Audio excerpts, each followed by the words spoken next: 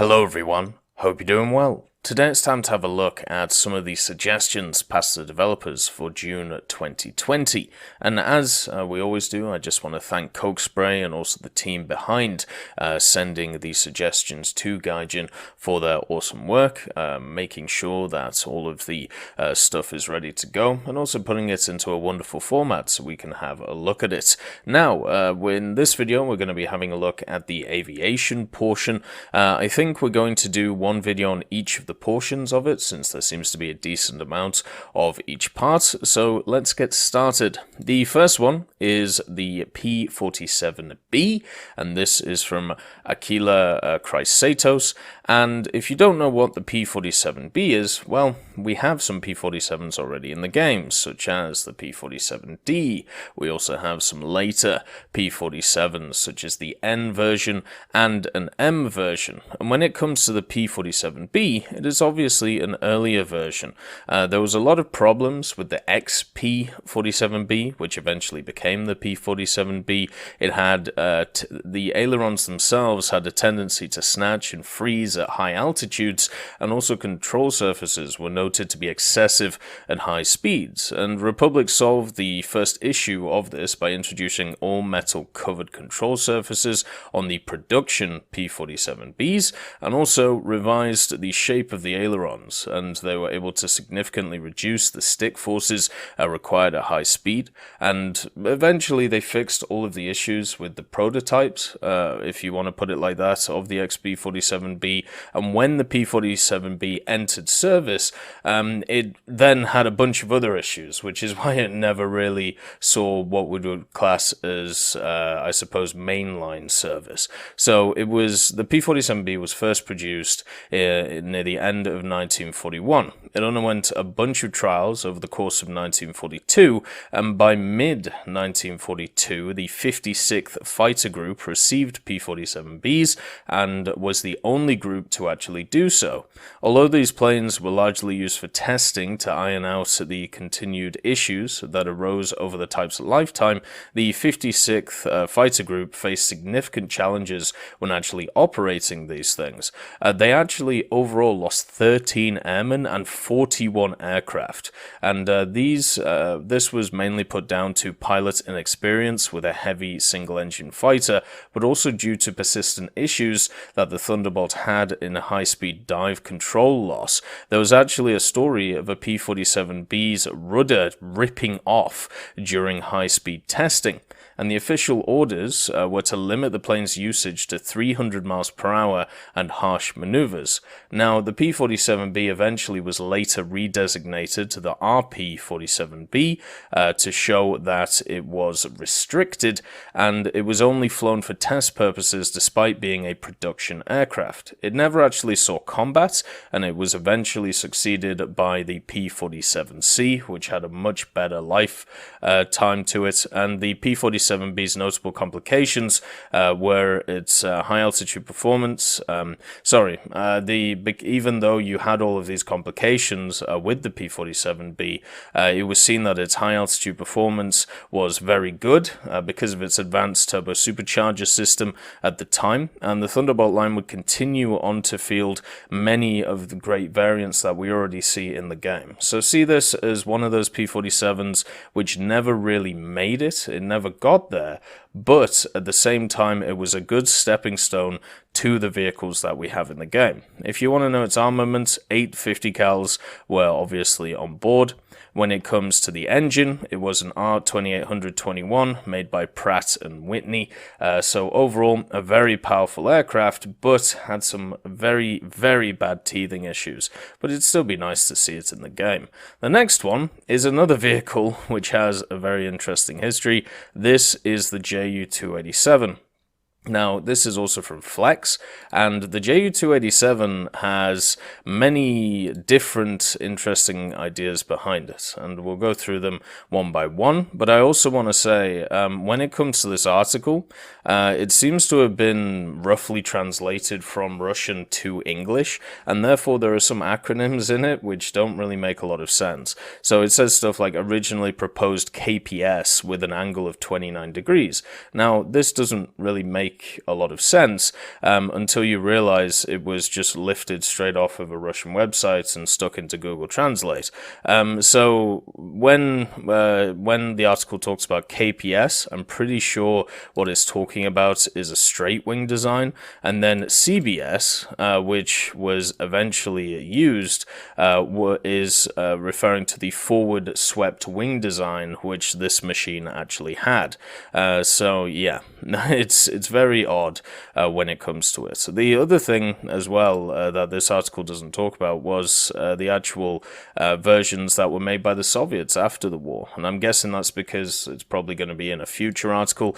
But just understand the Ju-287 had 3 variants, which we'll go through in this, but also there was other variants such as the OKB-1EF-131, which was eventually developed into the OKB-140. And what happened was the designer of this, Philip von Doep, I think his name, was taken to the Soviet Union after the war because the Soviets found these Ju-287s and were really interested in the design, and he was asked to build some more. And that's exactly what he did with their inferior jet engines. And let's just say it didn't exactly go too well. The thing was eventually cancelled, but the general ideas were made forward. So let's talk about the 287. So at the end of 1942, the Junkers chief aerodynamic engineer, Hans Vocker, was given the task of developing a bomber layout which would include 4 UMO 004 turbojet engines. The aircraft itself was supposed to have an unprecedented speed at the time. This would be around 800 kilometers per hour, and the technical department of the Ministry of Aviation approved the advanced project and assigned it with the designation Ju-287. One of the main obstacles of the creation of the aircraft was the choice of aerodynamic layout of the wing, and despite the difficulties of wartime, research in the wind tunnels of the company in Dessau was conducted quite intensively. If you want to know more about this vehicle as well, I would very, very much say reading Warplanes of the Third Reich by William Green gives you a great overview of this aircraft and its various versions. So originally, the vehicle was proposed to have straight wings with an angle of about 29 degrees. This would have an estimated flight speed of around about 800 kilometers an hour, but the wings themselves had significant advantages at high speeds compared to direct, but not good enough at low speeds. So therefore, it was opted to give this machine the very, very iconic wings that it has, the forward swept wings. Now, the forward swept wings were added near the fuselage, of course, and this meant that it gave it significant advantage during takeoff and also landing, because it had an increase of just being able to land much easier, and also with the open cockpit that it had, it was just seen as something which had to be done to try and make it, you can see the forward swept wings here, just to make it a little bit easier to fly. The plane is also a Frankenstein plane. What I mean by this? Well, we're talking about the V1 version here, and eventually all the other versions, the V1, the V2, and the V3 would be developed off the V1, but the V1 had a fuselage from a HE-177. It had a new wing and turbojet engines attached to it. The tail was taken from a Ju-188, and also the landing gear, if you want to have a look at them, these big boys, they needed fixed supports to make sure that they were rigid enough to be able to hold. The nose had a 2-wheel Stoic chassis put onto it. This was borrowed from a captured V-24 Liberator, so there's even a bit of American in this vehicle. And the other wheels that you can see behind it were from a Ju-352. So this machine is literally a Frankenstein when it comes to a lot of its pieces, which is really hilarious. All improvements also to this aircraft eventually came around in April 1944. They added a 2-spar wing with a high speed profile, which was developed by Junkers, and this eventually was the V1. They also put 2 of the 4 UMO 004s attached to the nose of the fuselage and the others under the wing in a 4-set configuration. Now, for takeoff, this machine would use boosters, so very similar to what we see on the Arado now. It would use a Volta HVK 109-502s. These were supposed to be reusable rocket boosters, which is kind of nice, 500 kgf each, and they would be mounted under the engine nacelles. You can actually see it in a few of the pictures which are available. And the tail itself also had a large brake parachute in it to assist in landing. In total, there were 17 flights made in Brandis, and during which the Ju-288V1 showed itself to be pretty good. The only problem it really had was the engines. The engines which it used, which at this point were the UMO 004B1s, they had a few issues, such as exploding, which of course is a problem that you sometimes have to deal with. And because of the unusual layout of the engines and the weight distribution of the machine, the aircraft was actually seen as pretty nice to fly. It was maneuverable, it rolled well, and all of these things, everything just seemed quite good for the machine. But the only problem was the balance of it because of where the engine placement was. So therefore the location of the turbojet engines and their number on the second experimental one, the V2, which was close to being finished but never actually finished, was decided to change. And in October of 1944, work on the bomber, according to Goering's order, was completely stopped. And the idea of this was to concentrate work on the release of more air defense fighters because of where the war was at. And in early 1945, randomly, the project received new instructions to prepare large-scale production of the aircraft. So it just shows you how much of a turmoil the Luftwaffe was in the time, making these brash decisions all over the place. So work on the prototype, the V2 series, continued at a Junkers factory located on the outskirts of Leipzig, but the issue was that it never actually finished. The main thing they moved was the engines on it, and also the front strut wheel was rotated 90 degrees as well. If you want to see the different versions of this machine, it has some actually really nice illustrations here. So this is the V1 version. I believe this is just taken straight out of William Green's book. So this is the V1 version. You can see the engines mounted on the wings and also centrally next to the cockpit. Then you have the 6-engine setup, which was what was going to be on the V2, but obviously, as we said, this was never fully realized.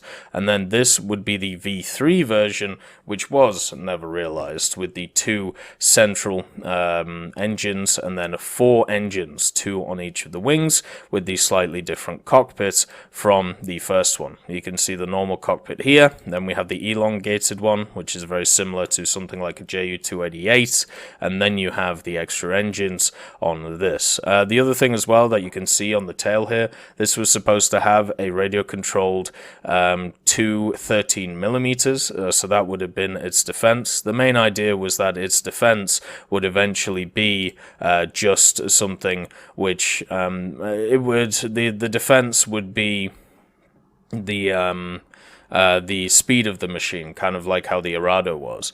The problem is, though, in the article that is written, what the individual has done who's written this is he's actually combined all versions of this, so therefore he's basically given it everything that it was supposed to, like, he's given every... He's put all of the best parts of each version into one version. So he's got the bomb load and the engine placement of the V1, but he's also got the tail gun of the V3, even though there is no tail gun on this. So yeah, it's just something to think about. And the bomb load itself, it was supposed to be up to 4,000 kilos in a central bomb bay, as you can see here. But yeah, it is just one of those things. The problem is, as I said, a lot of this is being based off of the V3 version. The V3 version never existed. The V1 and parts of the V2 existed. Moving on to the next one, this is a Soviet aircraft from Alpha Noodle. And what Alpha Noodle is talking about here is a specific Tu2 with a bit of a punch. So this is the Tu2R SHR57. Now, during the mid-40s, what happened with the Soviet Union is they decided to develop a bunch of Tu2 prototypes. They were supposed to be completely designed for ground attack purposes. So therefore, these will be based around the Tu2S, and they were all designated with Tu2SH, and then on top of that, you would add some kind of acronym, which is what we see with this one. None of them actually saw mass production, and to give you an idea of what some of these would have been like, so the Tu2R SHR57 was a modification of the Tu2 number 2646. So this is the one we're looking at here. The general idea was to equip it with a 57mm RSHR autocannon that extended into the bomb bay. The barrel was offset to port and extended some ways from the nose to the end of the substantial muzzle brake, and the factory flight tests were undertaken from the 9th of December 1946 until the 28th of February 1947. These state tests were conducted on the 21st of April 47 to the 30th of May 47, and the test pilots reported that the aircraft flew perfectly and that firing the cannon caused no problems at all. But just like all the other Tu2SH prototypes, it didn't go into mass production. And this was due to the stoppage of the production of the 57mm itself because it was proved ineffective against most 1947 tanks. So it never saw combat, it was just a single prototype overall, and also it was made post-war. So maybe there was a little bit less of a need for it, and they were going into much different ideas, especially when we look at the jet age. Another thing as well is two other prototypes that were built off this same idea, taking a Tu2S and modifying it. One of them had a total of 88 PPS H-41 submachine guns in the bomb bay. So literally, you would have 88 machine guns in the bomb bay to strafe something. And there was another one built which had a 76.2mm cannon in the nose, and this was made to engage trains. So you may think this 57mm autocannon is big. You have no idea how ridiculous a 76mm would have looked on a Tu2. But there are three ideas that you could add, and one which is pretty similar to the TISMAR as well. There was another prototype. It was equipped with two 45s, two 37s, and two 20mm cannons. So yeah, there was a bunch of different prototypes which they could easily add if they wanted to, which all have a different use when it came to the game. The next one is a flying boat, and this is once again from Alpha Noodle, and this is talking about the Blackburn Perth, which is an absolute monstrosity, but you know, every ugly duckling eventually becomes a swan. So the history of this machine is pretty simple. It was designed as a replacement for the earlier Iris to the Air Ministry's specification of 2032. It was developed from the Iris Mark V, and the Perth first flew in 1933. The way it differed from it was by replacing the Rolls-Royce Condor engines of the Iris with the more powerful Rolls-Royce Buzzards and having an enclosed cockpit for the pilot. So that's always nice because it might get chilly up there. In addition to its normal armament, which was quite substantial at 303 Lewis machine guns, watch out boys, the other thing that was fitted onto it was a Coventry Ordnance Works COW 37mm autocannon in its bows. So this thing had an autocannon on it of 37mm for some reason. But this could also be replaced with twin Lewis guns if it wanted to, so therefore it could have up to 5 Lewis guns. Once again, watch out, this guy is going to paint the town red. Four Perths were ordered for service by the RAF. The first Perth was lost in heavy seas during September 1935, and 2 of the remaining 3 were eventually struck off charge in 1936. The last aircraft survived a further 2 years of Felixstowe. So these didn't really have a huge service life, but then again, you know, it's one of those times in the 30s where aircraft evolution was really taking off. Another thing to also talk about is the 37mm cannon was designed for anti-shipping missions, and it had it would be fed by a 5-round clip. The rate of fire would be around 90 to 100 rounds per minute if it wanted to actually go that fast. And yeah, you had the 303 Lewis machine guns, and you also had up to 900 kilos of bomb load. So this thing is really, really powerful for the size of this humongous machine. The next one is interesting from Cherry Blossom. Today we're talking about another Ki 84, and whenever we talk about a Ki 84, it has to be noted that a lot of the history around it is a little bit complicated in the way that it's very hard to find it, and very hard to differentiate between Ki 84s because of how the Japanese did stuff, especially in late war. So this machine is supposed to be the Nakajima Ki 84-2 Hayate Kai, close/Otsu, so it might be anything, but let's talk about the history of it. So towards the end of 1944, the available resources, or the available reserves, of resources was obviously very low for Japan. And this was very true for stuff such as aluminium and its alloys, and these were mainly used in aircraft production. So the fact was they decided to try and fix this by using separate materials. What they did, the Koku Hombu introduced a program for replacement of the hardly obtainable duralumin. God, that's a hard one to say. With more easy available materials for aircraft construction. So they would change stuff like carbon steel, wooden plywood, and they would bring them in replacement of some of those hard to obtain resources. So such attempts had been made for some, such as the Rikugan Kogujitsu Kenyusho at Tachikawa near Tokyo. They were already working on some ideas to try and use these cheaper resources to build stuff. So in the autumn of 44, engineers of Nakajima and Kogiken prepared technical documentation for replacements of certain duralumin Ki 84 components, which would be less vital in terms of material strength, with new ones made of wood and plywood. And this mainly concerned the rear fuselage, tail unit elements, wing tips, push-pull rods, and other minor components, and the production of such modified aircraft was begun in the spring of 45 by Nakajima's Ota factory. The wooden parts for the construction were provided by the workshops of Tanuma. And the partly wooden Ki 84 received the Nakajima factory designation of the Ki 84-2, or the Hayate, and this designation, however, failed to be adopted by the Koku Hombu, and the IJAAF continued to call the wooden Ki 84s with the designation Ki 84 Otsu and Hai, depending on the armament option.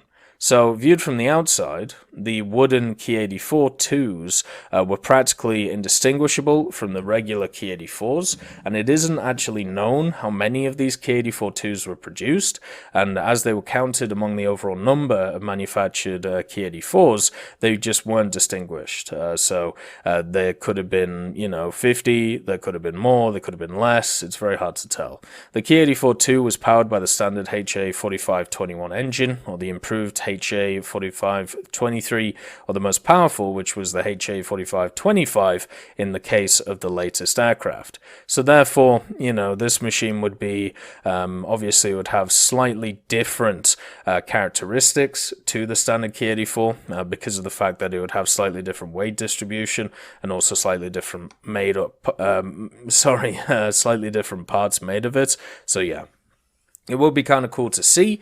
It would be kind of cool to see different Key 84s around the place. And then we have a familiar face. This familiar face is another F104G. We already have 7 F104s in game, and one of them is the F104G for the Germans. Well, our pit MKM here is proposing an Italian F104G. Now, obviously, we have the F104S in the game for the Italians, but the idea is this would eventually go to or it would go before the F104S, and since Italy used the F104G, it does make the most sense to actually have it. Now, when it comes to this, I just want to point something out in the article, because I just thought it was kind of funny.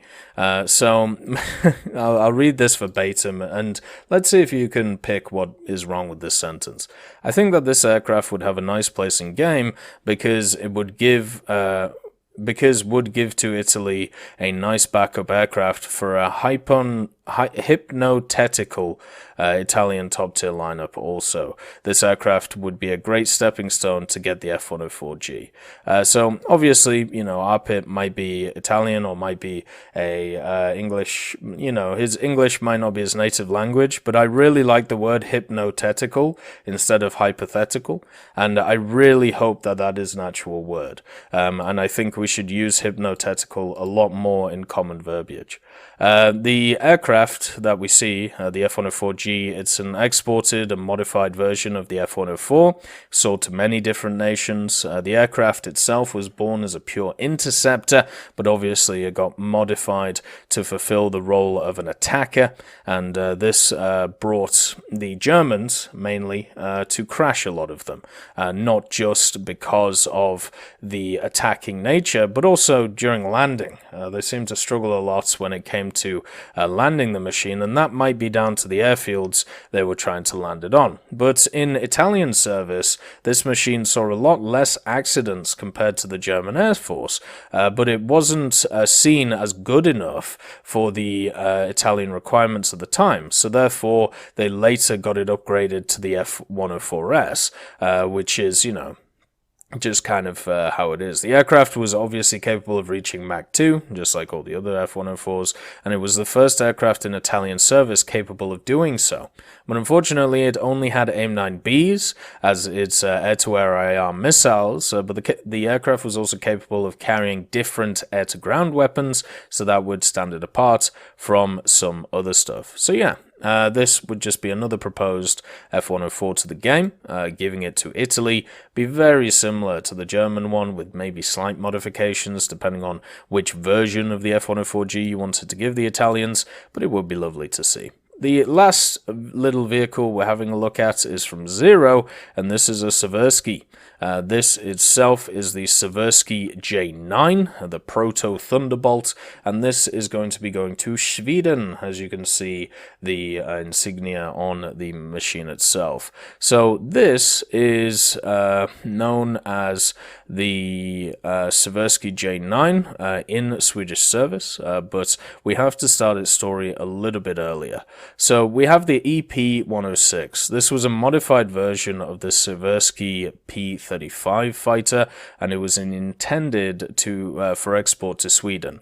It was designed by Alexander Kartveli, and this was the first American fighter aircraft made entirely of metal and featuring retractable landing gear and also an enclosed cockpit. This was a major leap forward compared to its predecessors from other companies such as the P-26, the P-Shooter, and while intended for use by the USAAC, the P-35 wasn't actually too popular with the US military. This was due to a combination of issues. It had a mediocre performance for the plane, slow delivery of completed airframes, and also issues that they were trying to sell it to Japan, which is generally a no-no for a lot of people, especially around that time of the 30s. But it, and also a two-seat version with a tail gunner, did have some foreign users, such as the sale to Japan. But one of those users was Sweden.